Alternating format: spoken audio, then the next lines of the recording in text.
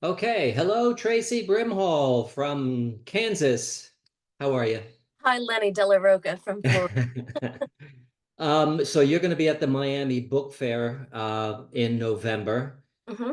Do you know what date that you're going to be doing I your panel discussion?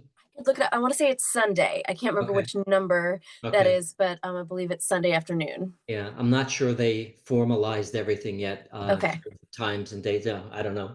Anyway, what I'd like to do is start off by reading a poem from Love Prodigal, your fifth collection, is it? It is the 5th. Yeah. Okay. And then later, if you want to read something that you would want to read, that's great. But I would like, if you would, to read page 30, no, 50, and it's one of the prose sonnets. Oh, steadfast night, you stunning little liar. The moon steals the light it borrows. I love the titles of these things, and we're going to talk about that hopefully. But if you, we'll start off with you reading that one, if you would. Sure. Okay, this is a prose sonnet, so it's a sonnet in 14 sentences. Um, with the title being a couplet, "O steadfast night, you stunning little liar, the moon steals the light it borrows." Something about physics's commitment to flight made me want to cover my shame and say maybe to marriage. If bees weren't drunk on orange blossoms in my hair, then the apple pedaling like a tango dress, my flesh lighting the knife. Pliny the Elder told two origin stories for the phoenix, and it was the more popular version with its easy metaphor that survived: fly, burn, rise from the dead. In the other story, it isn't a bird, but a worm that emerges from the puddle of ashes. When the Columbia space shuttle broke open, all the experiments scattered into the sky. A thermos full of C. elegans, a species of worm, took heat damage, but tumbled to the earth and survived. An astronaut on the space station heard about the Columbia breaking apart while he kept orbiting Earth. My love and I misunderstood the astronaut, saying the hardest part of grieving was the physical part. But my grief needs gravity too. One can study only what one has first dreamed about, Bachelard said. Science is formed rather on a reverie than on an experiment, and it takes a good many experiments to dispel the mists of the dream. My love and I try to prove we can grow together, so we claw out last year's weeds, pull fat free pull free fat white taproots like spines. I fall into the knockout roses, and an old idea of forgiveness begins to weep from my leg. When my love sees a robin in the yard, I roll pine cones in peanut butter and birdseed, efficient as weekday sex, hang the plagiarized fruit from the red bud, and promise to stay. Heaven help me. This time I do not want to be saved. Okay, thank you so much. I want to add, we're going to get into, I want to ask about these prose sonnets in a bit, but first I want to ask you what is different from this collection from your previous four, if there is much of a difference. I love that question. In part because I see a lot of my similarities in it, in that a lot of poems here are response poems to some of my very first book. I deliberately wrote back to my 20 something self a few decades later and was like, hey, what do we have to say to the Obad now? What do we have to say to dueling sonnets now? What do we have to say about some of these things? And writing back response poems to some of my earliest poems became part of how I fell back in love with poetry after sort of losing some of that fire for a bit. The organization is also very, I sort of stole my second book's organization to help me organize this one. And so I do see my past, my writing past, and obviously my lived past in the book.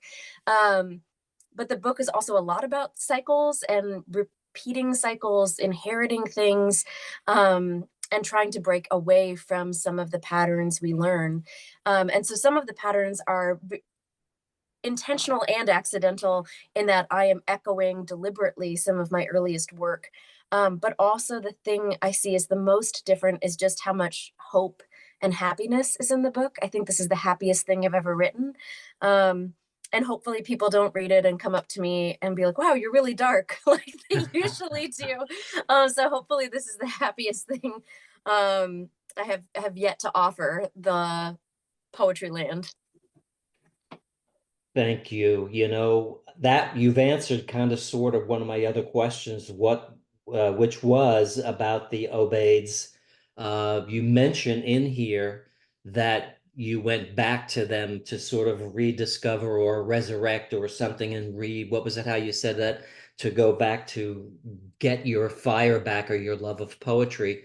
And talk about that a little.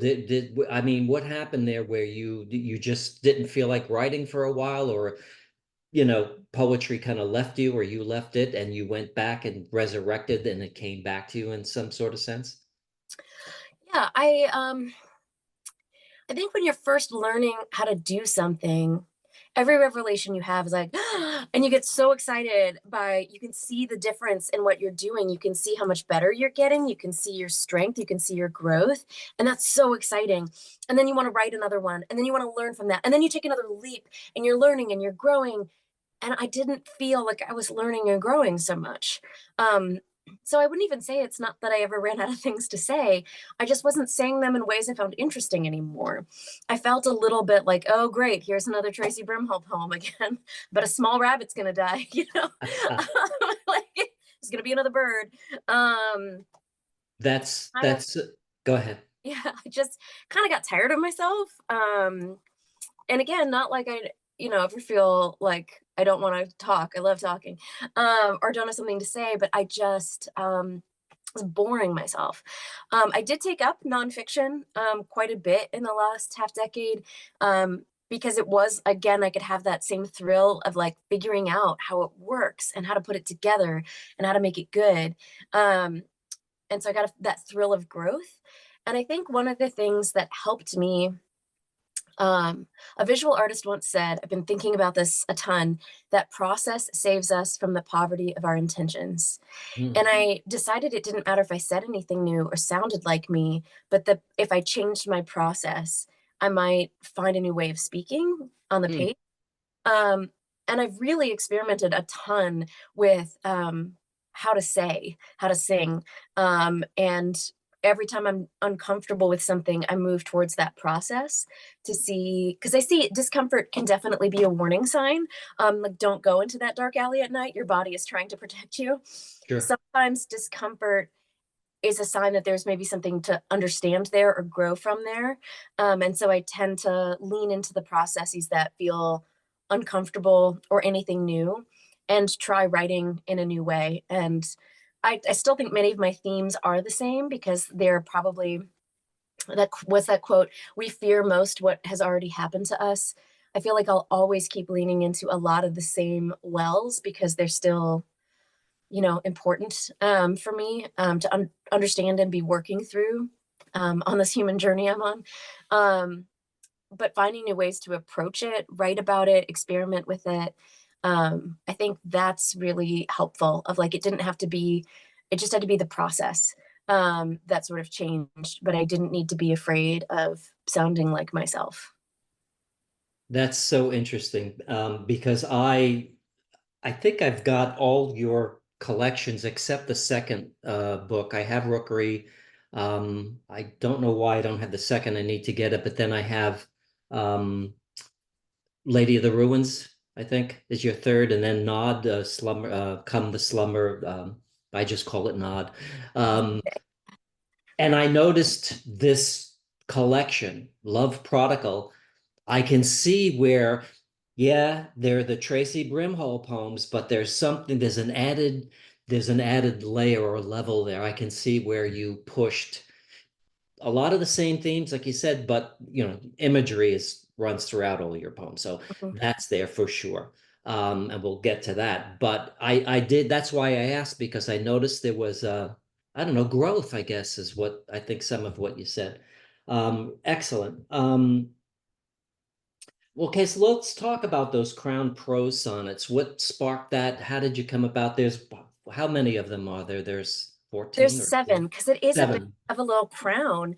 Oh my gosh, I'm so excited to talk about this because I spent so long on this trying to make it not terrible. So one of my They're little not. thank you. One of my little secrets is that if you read all 7 titles, all 7 title couplets together, they become a sonnet. So there's 7 poems, and then if you read across the top, there's even a rhyme scheme and stuff too.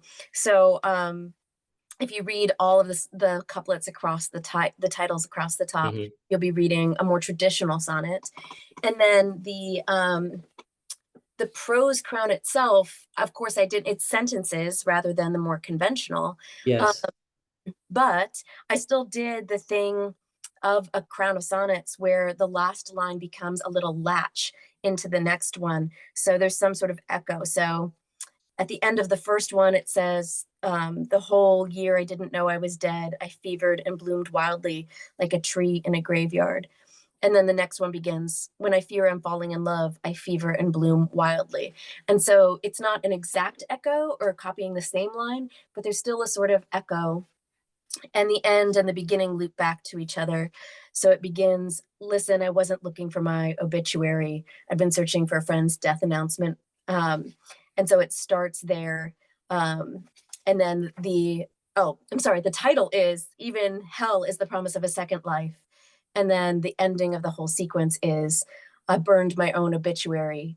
Healing promises me a second life full of verbs, heat, and then the rising. So the second life, the obituary, it still hooks back to the title and the opening Right. in not a neat, clear way. But there are these little Easter eggs for anybody who spends too long on this. Because it was taped to a closet door. I spent a couple weeks on it. And I then my love editor, that. I love Easter eggs. yeah. And so like people who are really into looking can really enjoy that. People who are like, whew, that looks like a lot of prose in the middle of a poetry book can skip it. But I had a lot of fun playing with the demands of form because that is something I feel even a few decades into working on poems that I'm not good at is received forms. But I still really like the sonnet. I like that it has a natural turn. Mm. I like the idea of the repetitions that come through a crown. Um, I had a lot of these lines and ideas rolling around my head. I knew I wanted to write about Leonardo da Vinci. I went to this Leonardo da Vinci museum in Utah, in Salt Lake City. One time I had a delayed flight, so I was stuck in Salt Lake for an extra day, and it's a place I went. And just thinking about that merging between arts and sciences stayed with me. Yes. And it just like really intrigued me at how much science could say about art and what art can reveal about science. I just found it compelling. Um, and I am a poet who's partnered with a theoretical physicist. So the arts and sciences thing was really appealing to me. That Thinking about explains things to me. I love that. in the book. Because I was going to ask you, you seem to have researched the hell out of this. I mean, Mhm. like you said, I have written right here science facts, etc., because there is a lot of science in these, not only the crown, but also others. And you've got these historical, history, Da Vinci, and there's, I think, a philosopher in there, and you've got all these great historical figures in there, and they weave in so magically into those poems. So you did a lot of research, and now I'm finding out, like, yeah, the Leonardo da Vinci Museum, that's cool. But you seem to have really done your homework for a lot of these. I Yeah, really like thinking. sure. I really like research and reading, but it's always the trick. Like I read a whole cultural history of the Phoenix, like a whole big old book by somebody Mm, who is not a public facing writer, but a research academic. And it was yeah, dense and heavy and not inspiring in terms of language. But like I wanted to make sure I knew what I was talking about when I sure. talked the Phoenix. And I also, my partner and I often, my partner told me the thing about the C. elegans worms. Um, and I was just like really fascinated by it because it's a common worm that's used in a lot of research. And we spent a whole year, the anniversary of the moon landing. We just watched all space movies and space documentaries. Was movie night every night, not every night, but every date night when we were Sure. watching space. Right. And so that interview with Ken Bowersox, where he says the hardest part of grieving is the physical part. Um, and I really thought, I mean, I was fascinated. I wrote to him and he never wrote back. But I wanted to make sure I was interpreting what he said correctly. Because it was really important to me that I felt like I understood, but my partner's like, that's not what he meant. But apparently crying is quite painful in space, because your tears will stick to your eyes and the salt irritates it. I thought, I don't know, I just was really fascinated by space. And so like research, it wasn't locked in a library, Carol. The accident of an experience made me curious about something else. My date nights, and those curiosities, sometimes I'm like writing down notes. I'm like, oh my God, that's so good. We had such an interesting conversation about the color of light in space the other day. And I'm like, oh my God, this is so cool. And I have to take notes because it's fun and interesting. So sometimes I definitely do look things up in order to write a poem, but a lot of times just I'm reading widely and I have interesting conversations and it becomes fuel for the poem. My muses definitely are not seeking out silence. They're seeking out conversations and space documentaries and car commercials and walks in the woods and things like that. Yeah, you can tell that your lines, it seems to me that you didn't just sit down. I'm going to give you an example here. Like an arsonist dying in a stranger's fire. First of all, is that a line you used in an earlier poem of It yours in another book? totally could be. I couldn't tell you. But I do steal, like, I just go back to my journals. I just have a pile of journals full of lines and I And pull from them. Um, that is pure poetry, right? I mean, that you don't sit down and say, well, I'm going to write this great line that's going to be this. That's something that you can tell just comes out. That's lightning in a bottle, seems to me. And all your poems, even in your other books, just seem to be a whole lot of inspiration. I mean, yeah, there's the craft and that disappears into the art as great poets do. But there are just some incandescent lines and poems that is just sheer poetry that can't come from anywhere except you were saying the muse. Um, and it's just I love that line. And as I started underlining all these lines as I typically do in great poems, make your collarbone a spiritual landscape, that just you have this you have this juice, this lightning that just seems to spill out of you onto the page. It's just fantastic. And also what I love about, especially in this book, all your other books too, but especially in this book, you seem to have really done the what I call the X of the Y, the a benign pandemic of dandelions. mhm. And then there's so many the in these poems that just work so well. And I think in a lesser poet's hands, they might stick out and say, well, come on now.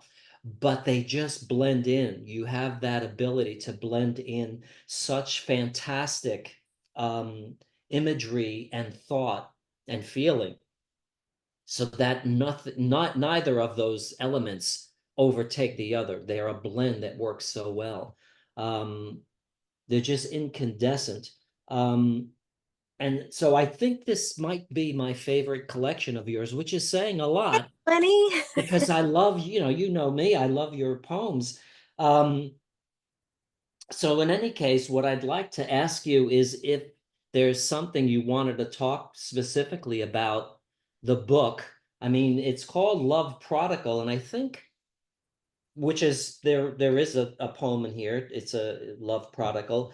What made you choose that one as opposed to calling it something from, Hating the Phoenix is or the etymology of kiss, or you know what I'm saying? Why Love Prodigal? knew early on that that was the title. I wrote the poem, I was like, that's the book, because I think that was also my life, of, you know, the story of the prodigal son, of returning, you know, behaving badly and returning and being welcomed.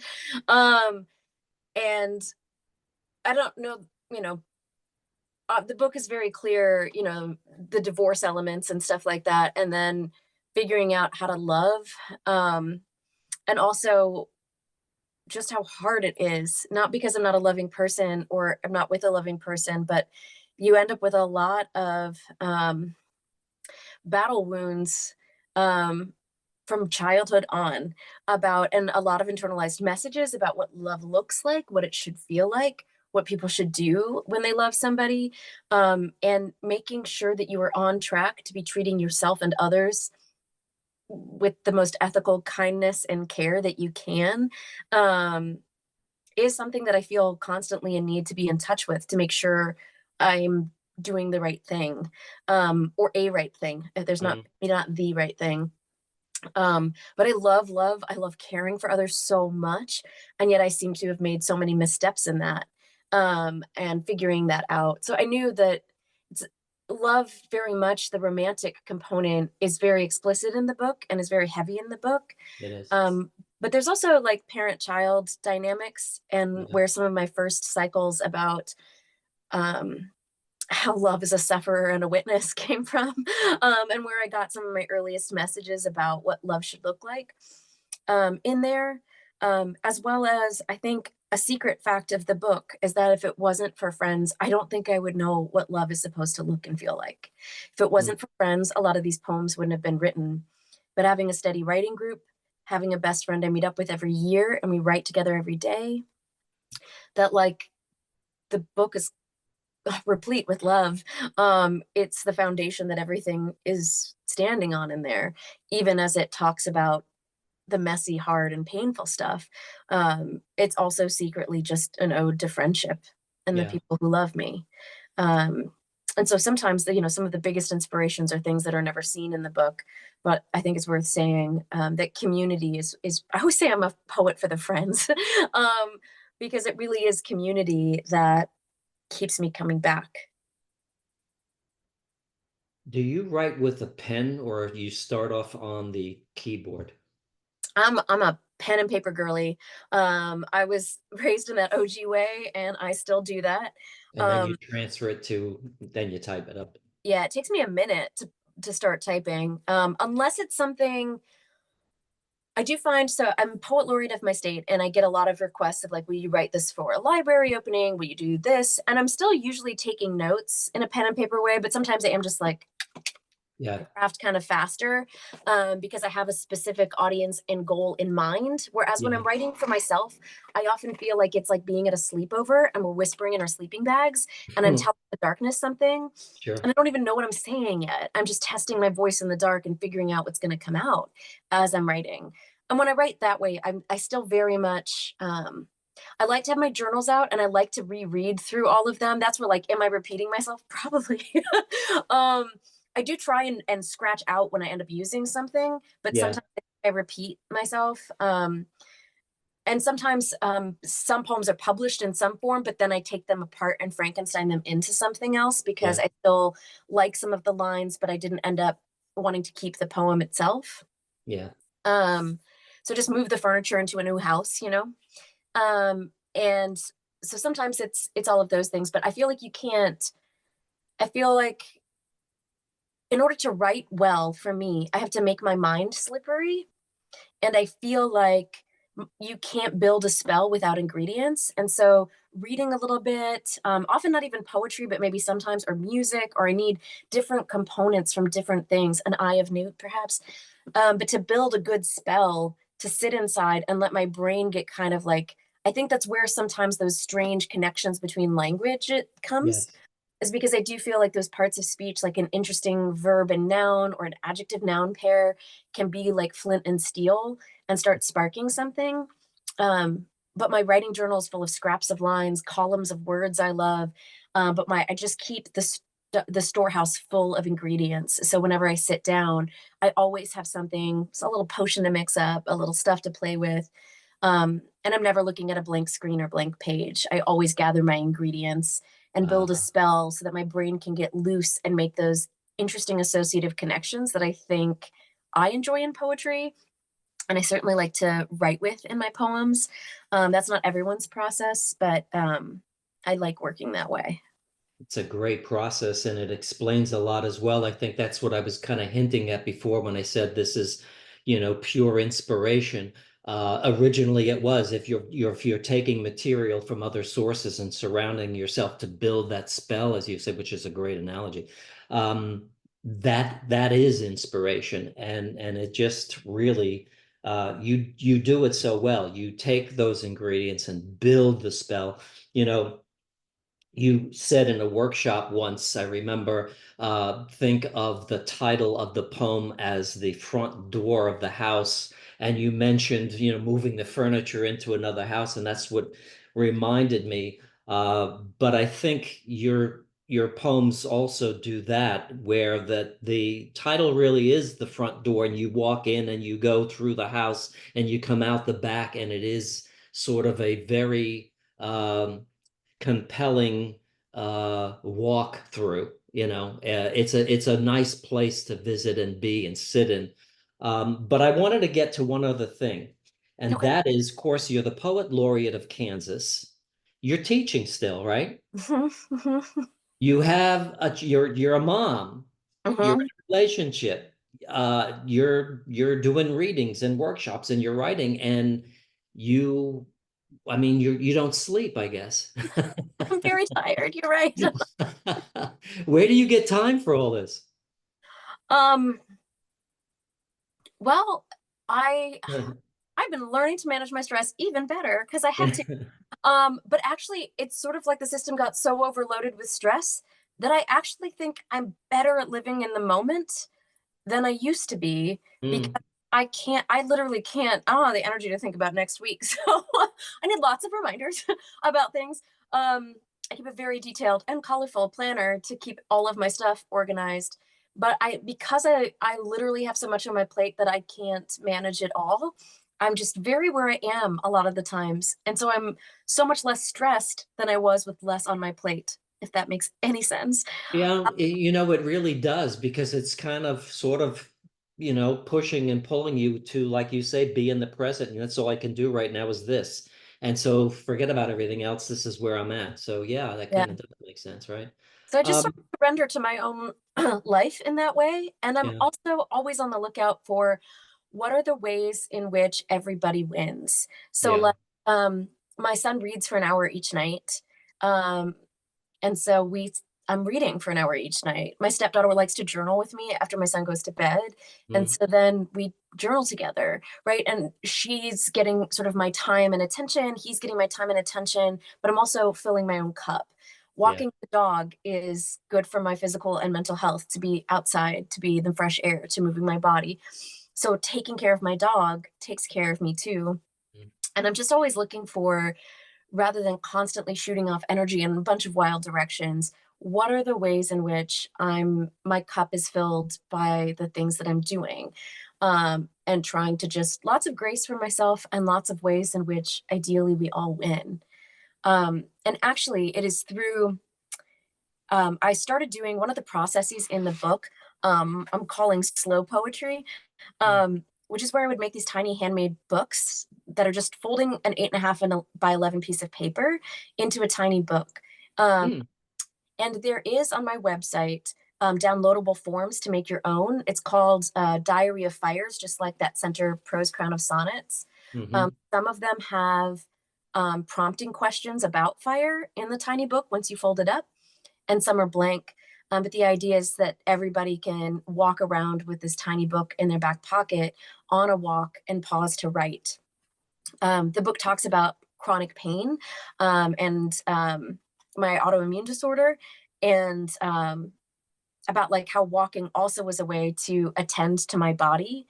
I've written about my body my whole like writing life, but I'd never thought about what does it mean to write with my body. So your question too about pen and pencil or on screen, like also just trying to write, feeling my body, acknowledging my body, letting my mind wander on a walk, pause, hydrate, check in with my joints, and notice things about myself, the interior world, the exterior world, write a few lines, and then keep walking if my body says we can keep doing that.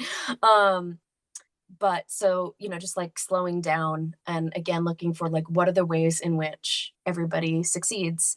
And how much can I life hack that and scaffold my life so that being with others, taking care of others, doing the things I need to do in a day is also good for me and a cup filler for me and not a drain. Do you want to read a poem? Is there any poem you would like to read coming into this? I know, I've asked you to read one. Is there a poem you would like to? And you don't have to if you don't want to, but if there's a poem you'd like to read, we'd love to hear it.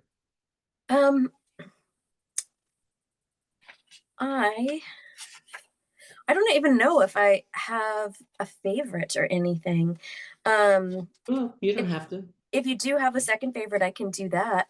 I could throw a dart and hit my second favorite. How about, which the original one that I was gonna ask you to read, and then I changed my mind after I got to the one I asked you to read, because really all of these it was the one, you wrote in your notes that it came after somebody's poem. It was a one-word title. I hate to put some dead air into the interview, but this is it Irreconcilable or Refugia? Yes, that's it. That's it. Irreconcilable. I just checked the notes because you said it was after somebody, and I was like, yes. Oh, let's just check. I think, yeah, this is a really fun and strange one, but sometimes I like letting a great poet or poem imprint on me and play with it. I liked what Lucy Brock-Broido was doing with her lines, and she has a similar syntactical setup in the poem. But this piece is called Irreconcilable. Am the midnight zone, am pelagic and unstudied, am classical, the heart's distracted secretary. Was unbaptized and addicted to sparks. Am horny for self-awareness, a slut for emotional work, and am still unsolved. Was anonymous, even under my nightgown, even in your hands. Was nailed tight like the seam of a velvet couch. Was muddied with the river's will. Am the bells of too late, am gaudy and grolix. Am organized as an arc and trying to flood this time. Am not the soprano's bright injury. Was affection on clearance, glittering with logos and undisclosed spite. Am now magenta, the belly of a cactus pear, the long way home to avoid your new street. Was a deck of cards and a magician's false saw. Am freak, annulled, interrupted. Am the night wind harvesting coyote calls, fevered, blooming. Am not yours anymore. Yeah, that's fantastic. And when I thought, well, let me pick a poem that I'd like you to read, that was the first one because it was different, it seemed to me. That, like you talked about the syntactical part of it or whatever, and sort of like an anaphora, the am this and the am that, which you don't do a whole lot of in your other poems from what I remember, but I just thought it stood out and it was just fantastic. Tracy, thank you so much. This was wonderful. And unless you have more to say, if you want to talk about anything else, you're certainly free to. But that's all the questions I have anyway. I really appreciate this. This is my first interview for the book. So it's my first chance to sort of talk about it and test out my talking about it. And so it was a pleasure. And I am so grateful because the part I wrote last, finished last, and was most nervous about is that center crown. And I've worried that it wasn't good enough, that I wasn't the poet I needed to be to make it work. Which I feel a lot sometimes. I take the risk and I'm like, I don't know if I'm a good enough poet to write this. And so I really appreciate you asking to hear it, to talk about it. Well, they certainly succeed, and you don't have to worry about not being a good enough poet to do anything because they're fantastic. They really, There is no shadow on those pieces. There is just incandescence. All of them. Thanks, Lenny. It's wonderful. Thank you, Tracy.